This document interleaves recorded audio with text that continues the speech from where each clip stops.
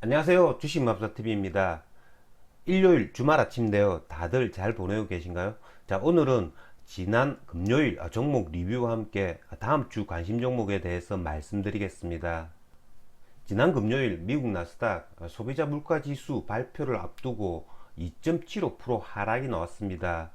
소비자 물가 지수에 대한 우려감을 장이 먼저 이렇게 반응을 해 주었다는 거죠. 토요일 새벽 미국 소비자 물가 지수가 발표가 되었습니다. 여러분들 다들 아시다시피 8.6%라는 그런 수치가 나왔는데요.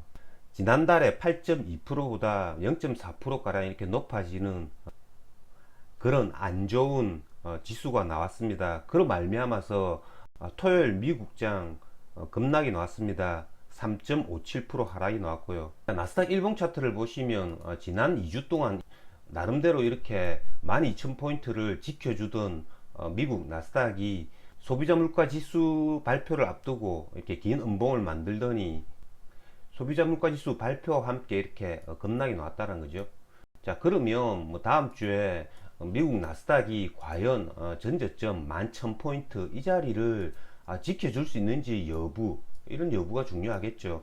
만약에 다음 주에 이 11,000포인트 이 자리를 지켜주지 못한다면 뭐 이제는 저점이 뭐 1,500포인트, 600포인트 이런 자리가 될 수 있습니다. 자, 올해 들어서 나스닥이 이렇게 저점을 찍을 때마다 반등을 해주긴 하지만 전체적인 맥락을 봐서는 계속 이렇게 우하향하는 그래프죠. 그러면 이번에도 뭐 이런 11,000포인트 이 자리를 지켜줄 수 있을지는 모르겠지만, 하지만 저점 구간에 잘만 매수를 하면 기술적 반등이 일어나는 구간이 충분히 존재할 수 있으니까 이번에도 현금을 가지고 계신 분들은 뭐 조금의 기회의 장이 되지 않을까라는 그런 생각이 듭니다. 자, 그러면 종목 하나하나 보시면서 말씀을 드리겠습니다. 자, 첫 번째 종목은 태양광 관련주들입니다. 자, 태양광 관련주들 종합주가지수가 이렇게 하락을 함에도 불구하고 하나솔루션, OCI 뭐 여전히 지난주에 굉장히 좋았습니다. 그렇기 때문에 뭐 이런 종목들 우리나라 장이 다시 뭐 2550포인트 이런 자리에 와서 OCI나 하나솔루션이 뭐 가격 조정을 받는다면 이런 애들은 최우선적으로 매수 고려 대상이 될 수 있다는 거죠. 그렇기 때문에 다음 주에 이 태양광 관련주들 뭐 OCI, 하나솔루션 관심의 대상이 되고 있고요. 그와 더불어 태양광 테마주들이죠. 뭐 S에너지, 뭐 SDN, 뭐 대명에너지, 뭐 신성ENG 이런 애들도 가격 조정이 온다면 충분히 매수 가능하다는 겁니다. 뭐 S에너지 같은 경우에는 5천원대 초반 이런 자리에 오면 충분히 가격 메리트가 있는 것 같고요.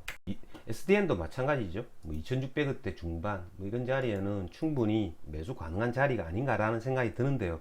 자, 이런 테마주들 같은 경우에는 JP모간의 순매수, 순매도를 잘 참조하면 좋은 결과가 있습니다. JP모간이 고점에서 순매수 한 종목들은 고점 돌파를 하기가 어렵다라는 거죠. 예를 들면 S에너지 같은 경우에 6월 8일 이렇게 JP모간이 순매수가 20만 주였죠.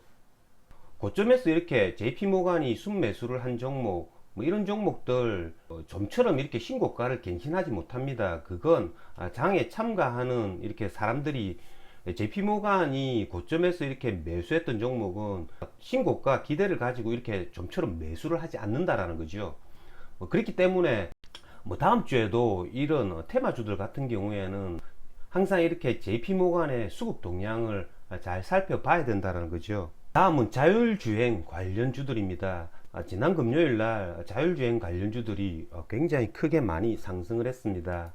지난 목요일날 장후 시간 외에 이 자율주행 관련주들이 이렇게 크게 상승을 해줬는데요. 자, 이런 뉴스가 떴죠. 강남서 자율주행차 탄다, 현대차 로보라이드 시범 운행, 뭐 이런 뉴스로 말미암아서 뭐 자율주행 관련주들이 크게 상승을 했습니다. 뭐 대장은 모트렉스인데요. 자, 모트렉스 같은 경우에는 물론 이런 자율주행과 뭐 엮였던 측면도 있긴 하지만 지난 6월 2일 날뭐 200% 무상증자 권리락이 있었죠. 보통 이렇게 권리락이 있을 땐 시초가를 띄워놓고 이렇게 상한가를 가는 경우가 많습니다. 지금 굉장히 핫한 노트스 같은 경우에도 뭐 무상증자 권리락이 있은 이후에 이렇게 점상을 사흘이나 이렇게 가고 갔다가 6일째 지금 상한가를 가고 있죠.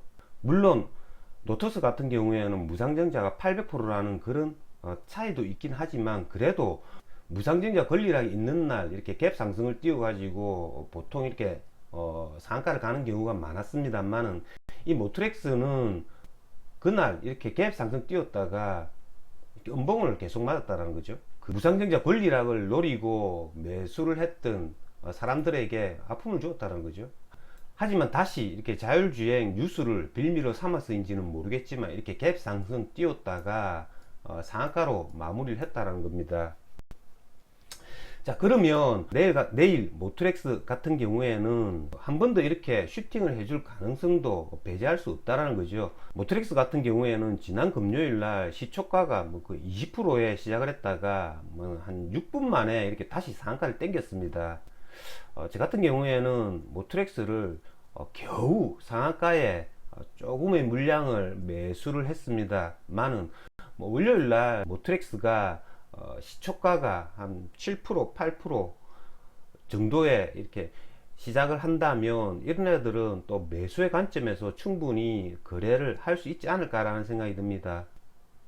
왜냐하면 월요일 같은 경우에는 미국 나스닥이 크게 이렇게 하락을 했기 때문에 이런 모트렉스 전일 강하게 상한가를 붙였지만 의외로 시초가가 생각보다는 조금 낮게 시작을 할 수도 있다라는 거죠. 그와 더불어 이런 자율주행 관련주들도 지난 금요일날 인포뱅크, 모바일 어플라이언스 이런 애들 거래 대금이 1,000억 원 이상 이렇게 제법 터졌습니다. 그렇기 때문에 다음 주에 모트렉스를 보고 이런 애들도 충분히 거래가 가능하지 않을까라는 그런 생각이 듭니다. 자, 다음은 개별주 CIS인데요.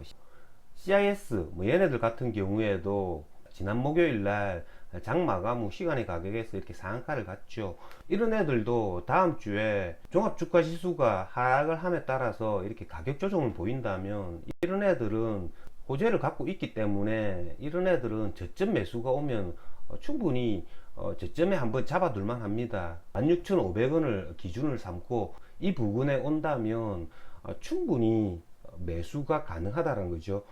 종합주가지수 하락과 함께 이렇게 가격 조정을 보이면 이런 애들은 매수를 하면 단타폭이 나온다라는 거죠. 그렇기 때문에 CIS도 다음 주에 관심의 대상이 될 수 있을 것 같고요. 자, 다음은 신규 상장 종목들입니다. 지난주에 일부 신규 상장 종목들이 굉장히 시세를 주었는데요. 공구먼이 신고가를 이렇게 갱신해주는 모습을 보였고요. 세한 메카닉스 같은 경우에도 굉장히 그래프를 잘 만들고 있습니다. 세한 메카닉스 같은 경우가 전형적으로 이렇게 JP모간의 수급 때문에 지난 금요일날 시간의 가격이 이렇게 하락한 경우라 할 수 있습니다. 다음 주에 이 세한 메카닉스, JP모간 얘네들이 다 빠져나감에도 불구하고 이렇게 고점을 이렇게 지켜줄 수 있다면 이런 애들 충분히 선침에 종가 분할에서 할 수 있다라는 겁니다. 프론티어 같은 경우에는 신규 상장주이기도 하지만 이렇게 자율주행 관련주죠. 그렇기 때문에 자율주행 관련 테마가 이렇게 상승을 해줌에 따라서 지난 목요일, 금요일 이렇게 거래량, 거래 대금을 터뜨리면서 이렇게 신고가 갱신을 눈앞에 두고 있다는 거죠. 자, 프론티어 같은 경우에도 지난 금요일 날 JP모간이 이렇게 매수가 들어왔습니다. 혹자는 이렇게 말씀을 하실 줄 모릅니다. 세한 메카닉스 같은 경우에는 똑같이 이렇게 JP모간이 매수를 하고 이렇게 그래프 모양을 만들었음에도 불구하고 시간의 가격이 마이너스 3% 낮지만 프론티어는 왜 JP모간이 11만 주 매수를 했음에도 불구하고 시간의 가격이 거의 한 4% 가량 상승을 했을까라고 의문을 제기하실 줄 모릅니다만은 제가 생각을 하기에는 JP모간이 매수한 자리, 이 자리에서 상승할 확률과 하락할 확률은 50대 50밖에 되지 않는다라는 거죠. 거기에서 내가 고려해야 될 변수는 테마라는 거죠. 프론티어 같은 경우에는 신규주이면서 이렇게 자율주행 테마라는 겁니다. 자, 월요일 날 이렇게 모트렉스 이런 애들이 다시 한 번 더 이렇게 슈팅을 해줄 가능성이 많기 때문에 JP 모간이 충분히 고점에서 이런 프론티어를 매도를 할 자신이 있다라는 거죠. 그렇기 때문에 시간의 가격에서 이렇게 3.9% 정도 이렇게 상승을 시켜 주었다라는 거죠. 어쨌든 뭐 다음 주 여러분 뭐 준비만 조금만 잘 하시면 나름 큰 성과 있을 수 있는 장이기 때문에 다음 주 준비 잘 하셔서 큰 수익 거두시길 기원 드리겠습니다.